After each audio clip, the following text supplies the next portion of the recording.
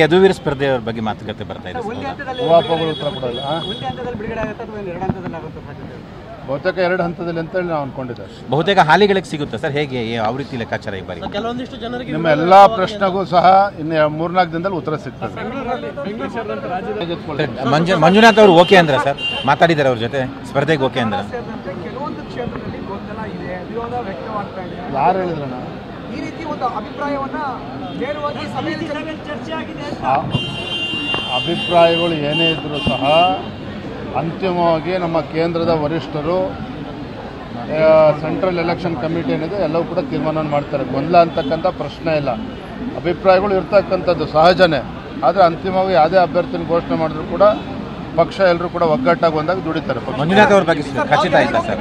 Sir ನೀವು ಕಳ್ಸ್ಕೊಟ್ರೆ ಹೋಗ್ತಾರೆ. Doctor Manjunath ಅವರು ಬಿಜೆಪಿಯಿಂದ ಸ್ಪರ್ಧೆ ಮಾಡ್ತಾರೆ ಅಂತ ಹೇಳಕ್ ಯಾರು? ಯದುವೀರ್ ಅವ್ರನ್ನ ನಿಲ್ಲಿಸಬೇಕು ಅಂತ ಚರ್ಚೆ ಮೈಸೂರಲ್ಲಿ. ಗೋಡೆ ಮಧ್ಯೆ ಏನು ಚರ್ಚೆ ಆಗಿದೆ ನನ್ನ ಹೊರಗಡೆ ಹೇಳೋದಕ್ಕೆ ಸಾಧ್ಯ ಇಲ್ಲ. ಆದರೆ ಉತ್ತಮ ಗೆಲ್ತಕ್ಕಂಥ ಅಭ್ಯರ್ಥಿಗಳನ್ನು ಈ ಬಾರಿ ಎಲ್ಲ 28 ಕ್ಷೇತ್ರದಲ್ಲಿ ಕೊಡ್ತೀವಿ.